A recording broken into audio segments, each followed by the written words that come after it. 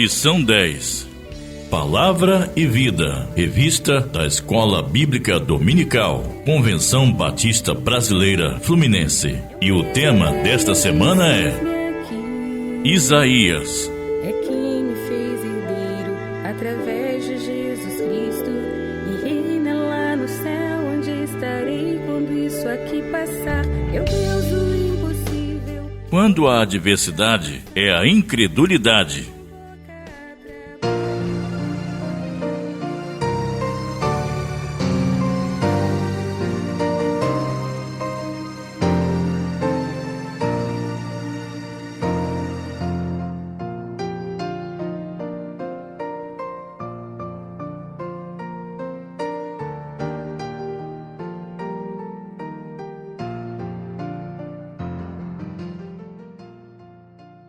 Abra sua Bíblia em Isaías 53, versículo 1. Introdução.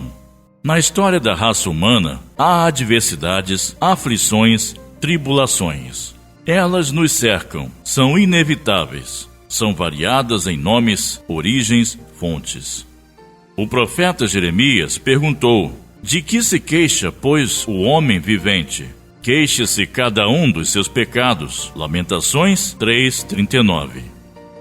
O pecado das pessoas é uma parte relevante da resposta do profeta ao problema da aflição da adversidade. Quando o povo sofre por seus pecados, sofre por causa do que fez, não porque Deus gosta de puni-lo. Veja o verso 33. Porque não aflige, nem entristece de bom grado os filhos dos homens. As adversidades vêm por causa de pessoas com quem convivemos. Vêm por causa de injustiças de líderes, de governantes. Podem também nos acontecer por ação de Satanás, com permissão de Deus, claro. O próprio Deus pode nos enviar provações específicas para a realização de seus atos, de seus santos propósitos. Ele é o oleiro, e se ele colocar um fardo, ele certamente fortalecerá as costas. Quando o ouro do Senhor está no fogo, ele, como refinador, não fica longe da boca da fornalha. Todavia, a adversidade também pode nos acontecer por causa da incredulidade. Primeiro ponto. Em alguns momentos, a adversidade vem do fato das pessoas não acreditarem em nós. Isaías foi um profeta que viveu isso em seu tempo. Isaías começa a narrativa do majestoso capítulo 53 com duas perguntas. Quem creu na pregação? E a quem foi revelado o braço do Senhor? Spurgeon, famoso pregador britânico, descreve o capítulo 53 de Isaías como uma Bíblia em miniatura, o Evangelho em sua essência. Isaías expõe vigorosa e magnificentemente o princípio da substituição que só pode proporcionar esperança ao homem perdido. Este oráculo, o qual Isaías está a proclamar, é tão maravilhoso que ele começa exclamando: quem crê nisso? Quem creu no que pregamos? Quem creu no que ouvimos e vimos? A verdadeira resposta para esta primeira pergunta é: ninguém. A segunda pergunta se propõe a explicar por que é assim. Não pode haver crença sem que primeiro aconteça a revelação divina. Não há discernimento de que o servo sofredor realmente é apenas para a observação humana. E o profeta pergunta: a quem foi revelado o braço do Senhor? O braço é uma metáfora que designa o seu poder e onipotência. A pergunta é: quem poderia ter imaginado que o poder libertador do Senhor seria assim? A notícia foi propalada. Profetas e homens santos a anunciaram. Ela estava contida nas escrituras proféticas. A apresentação da mensagem foi clara. Entretanto, a mensagem caiu em ouvidos surdos. O povo mostra-se rebelde e inflexível. A atitude deles era de orgulho e arrogância. O objetivo deles era acumular riquezas e conforto para si. Queriam um caminho que garantisse a vida mais fácil e negaram-se a confiar em Deus, confiaram nas próprias forças, confiaram nas alianças com nações pagãs. O que foi revelado era verdadeiro, mas foi tido como incrível. O servo foi rejeitado, veio para o que era seu, e os seus não o receberam. João 1,11. Sem essa revelação, quem acreditaria que esse indivíduo, com o seu nascimento e vida terrenos, sua aparência inexpressiva, era o braço do Senhor? O braço do Senhor é o próprio Senhor em todo o seu poder. Segundo ponto, a incredulidade impede a bênção de Deus sobre nós e sobre quem amamos. A incredulidade é falta de crença em Deus ou fé em Deus e em sua provisão. Ela está na raiz de toda a insegurança em relação às promessas de Deus. A incredulidade não é falta de compreensão intelectual, mas de obediência face às ordens claras de Deus. Se por um lado a incredulidade não impede a fidelidade de Deus, se alguns não creram, a incredulidade deles virá desfazer a fidelidade de Deus? Romanos 3, verso 3. Por outro lado, afeta a capacidade individual de receber os benefícios de tal fidelidade. Lemos que a falta de fé de muitos israelitas, por exemplo, impediu de ver a terra prometida. Vemos, pois, que não puderam entrar por causa da incredulidade. Hebreus 3,19. Lemos também que a incredulidade dos nazarenos não permitiu que eles testemunhassem os milagres de Cristo. E não fez ali muitos milagres, por causa da incredulidade deles. Mateus 13,58. Os descrentes limitam-se ao que podem ver ou conhecer, mas a Bíblia Sagrada ensina que tudo é possível ao que crê. Marcos 9,23. Nesta narrativa de Marcos 9, acerca da cura do jovem possesso, o pai do menino disse a Jesus: se tu podes alguma coisa, tem compaixão de nós e ajuda-nos. Verso 22. Se tu podes, sua fé era fraca. E Jesus disse ao pai aflito: se podes, tudo é possível ao que crê. Jesus inverte a declaração do homem, mostrando que não é uma questão de capacidade de Cristo, pois ele pode fazer todas as coisas, mas da fé do homem. Muito bom quando o homem disse: eu creio, ajuda-me na minha falta de fé. Verso 24.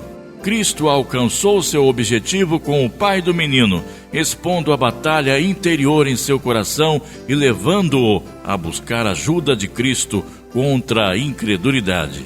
Incredulidade também denota, invariavelmente, desobediência, rebelião. Em todas as suas formas, ela é uma afronta direta contra a veracidade de Deus. Veja 1 João 5,10. Sendo esse o motivo porque é um pecado não hediondo, os filhos de Israel não entraram no descanso oferecido por Deus por dois motivos. Faltava-lhes a fé, Hebreus 3,9, e eram desobedientes, Hebreus 4,6. É na desobediência que a incredulidade encontra sua expressão prática. Entenda, tende cuidado, irmãos, jamais aconteça haver em qualquer de vós perverso coração de incredulidade que vos afaste do Deus vivo. Hebreus 3,12.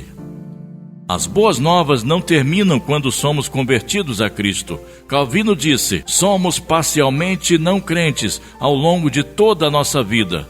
Precisamos ouvir constantemente a promessa de Deus para contrabalançar as dúvidas e medos que são naturais em nós. Terceiro ponto: precisamos perseverar em nossa fé e vivê-la em nosso dia a dia, para que por meio de nós as pessoas venham conhecer ao Senhor. Perseverar é ser constante, permanecer, persistir, continuar, conservar-se. Fé cristã bíblica é a crença ou a atitude de confiança em relação a Deus, envolvendo o compromisso de alguém com a vontade de Deus. Em Hebreus 11 diz que a fé já estava presente na experiência de muitas pessoas no Antigo Testamento, como elemento essencial de sua vida espiritual. No Novo Testamento, a fé engloba vários níveis de compromisso pessoal. Em Tiago 2,19 está ilustrada uma mera concordância intelectual e uma verdade quando diz que até Até os demônios acreditam que há um Deus. Certamente eles não são salvos por este motivo de crença. Fé salvífica, genuína, é a união íntima com Cristo. É uma combinação de esperança em Cristo e entrega a Ele. Essa fé envolve dependência pessoal na obra concluída no sacrifício de Cristo como a única base para o perdão de pecados e a entrada no céu. Contudo, fé redentiva é também um compromisso pessoal de vida, no sentido de que alguém segue a Cristo e obedece aos seus mandamentos. A fé faz parte da vida cristã do início ao fim, e a fé cristã é comunitária. Li sobre o depoimento de uma mulher cristã que disse à sua congregação local: "Eu preciso também da fé de cada um de vocês. A fé é o instrumento pelo qual o dom da salvação é recebido." Efésios 2, 8 e 9. A base da salvação é a graça, distinta do trabalho externo da salvação, que são as boas obras, as quais Deus de antemão preparou para que andássemos nelas. Efésios 2, verso 9. Jesus disse que os salvos são o sal da terra e a luz do mundo, e que a nossa luz deve brilhar diante dos homens para que eles vejam as nossas boas obras e glorifiquem ao Pai Celestial. Mateus 5, 13 a 16. A fé deve e precisa crescer a cada dia, à semelhança de um músculo que se desenvolve quando esticado, malhado. Ela aumenta pela oração. Ela é fortalecida pelo estudo da palavra. Ela cumpre-se quando nós submetemos diariamente ao Senhor. Vivemos pela fé e a fé vive pela prática. Billy Graham disse que a fé salvadora tem uma qualidade que a distingue. É uma fé que produz obediência e motiva um estilo de vida. Crer e obedecer andam lado a lado. Nesse prisma, então, testemunhar não é algo que fazemos, é algo que somos. Atenção e cuidado. Nesses tempos que estamos vivendo, a fé tem tido seu significado enfraquecido. Alguns a usam para indicar autoconfiança. No entanto, a fé verdadeira é confiança em Deus e não em si mesmo. Recebemos e mantemos uma forte confiança contemplando a Cristo, com fé que essencialmente medita em sua glória e seu trabalho completado. Para pensar, sendo assim e agir, Ele está intercedendo por nós e levando em seu corpo as marcas de nossa redenção.